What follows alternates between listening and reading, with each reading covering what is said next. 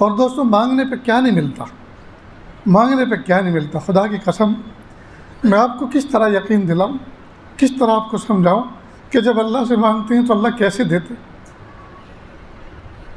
सन 2001 के अंदर या 2 के अंदर मेरा पहला हज हुआ। उस हज के अंदर एक साहिब निस्बत बुज़ुर्ग थे, उनके साथ मैंने सफ़र किया। उस हज के अंदर अल्लाह पाक ने ऐसे ऐसे मनाजिर, ऐसी ऐसी चीज़ें दिखलाई, समझाई, बताई कि आज भी मेरे दिल में उनकी ठंडक है। जब जब कोई ऐसी चीज़ होती जहाँ मुझे ये सोचना पड़ता कि ये मैं करूँ या ना करूँ, इस मौके पे मैं शरीक रहूँ या ना रहूँ, तो उस वक्त मैं ये सोचा करता था अल्लाह के महबूब सल्लल्लाहु अलैहि वसल्लम अगर इस वक्त मौजूद होते तो वो इस चीज़ को पसंद करते या नापसंद करते। फ़ौरन जवाब मिलता, सच तो मैं भी नापसंद करता हूँ, मैं बैठ। मसलन हजर अस्वद पर एक मरतबा जाने का इरादा किया तो औरतें मर्द बेमहाबा शोर बकोर कर रहे थे, तो मैं करीब गया कि बोसा लूँ। फिर जब मैंने वो शोर, हंगामा और औरतों के दुपट्टे का उतरना ये सब देखा तो मैंने फ़ौरन सोचा अल्लाह के महबूब सल्लल्लाहु अलैहि वसल्लम अगर इस मकाम पे होते, इस चीज़ को पसंद न करते, मैं भी पसंद नहीं करता, पीछे हट गया।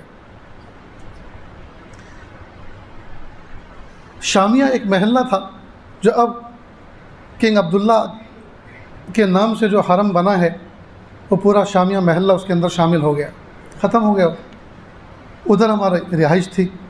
बारिश हुई रात को तो मैं तेज़ तेज़ कदम से गया कि बारिश में तवाफ़ करूँगा।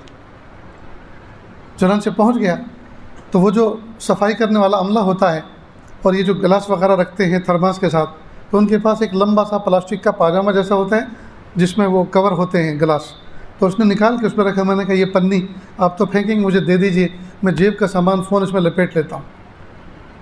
खैर वो लपेट के मैंने जेब में रख लिया। अब मैं उतरा, मुझे ऐसा लगा जैसे रहमत का स्विमिंग पूल था, ज़बरदस्त बारिश हो रही थी। अब तवाफ़ करते करते करते मैं आया हतीम की तरफ। हतीम में मीज़ाब रहमत बरस रहा था, तो दिल चाहा कि मीज़ाब रहमत के नीचे पहुँचूँ, लेकिन शोर हंगामा इतना, तो वहाँ भी मैंने उसी चीज़ को अप्लाई किया। आका सल्लल्लाहु अलैहि वसल्लम अगर इस वक्त होते तो वो इस चीज़ को पसंद ना करते, मुझे भी ये चीज़ पसंद नहीं। फ़ौरन वहाँ से इरादा मुलतवी कर दिया कि हतीम में नहीं जाना।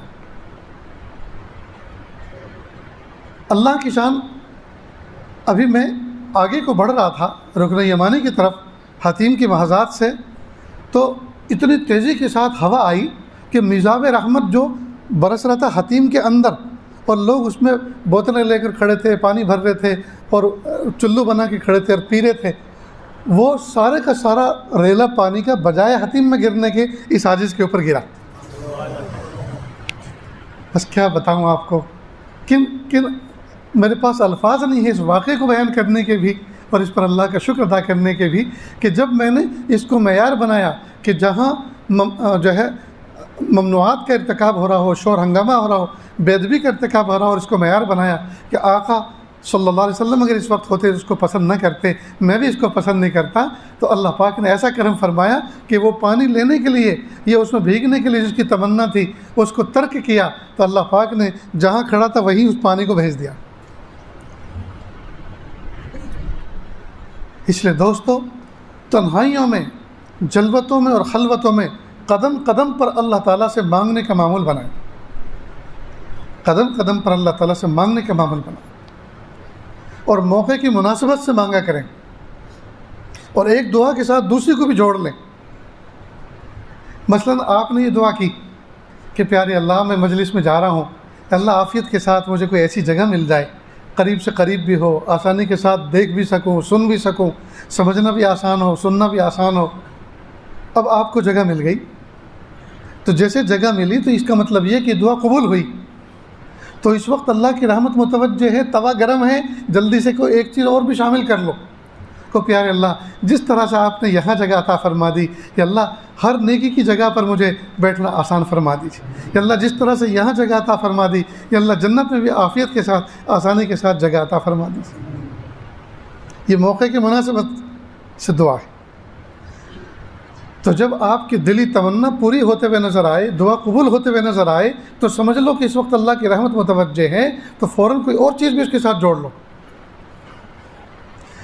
जब माँ बहनें चूल्हे के ऊपर अब तो मिसालें ही सारी फेल हो गई, क्या मिसाल दें।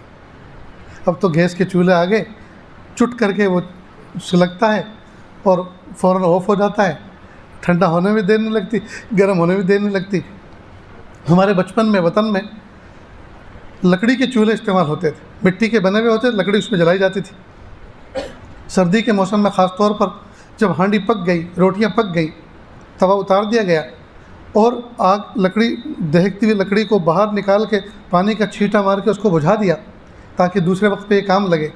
लेकिन अभी भी जो अंगारे सुलग रहे हैं चूल्हे के अंदर, तो वालिदा बड़ी सी तपेली पानी की भर के उस पर रख देती थी ताकि बची कुची आग से, उसकी तपिश से पानी गर्म हो जाए ताकि वज़ू करने वालों को बाद में सहूलत हो, वो गर्म पानी से वज़ू कर लिया करें।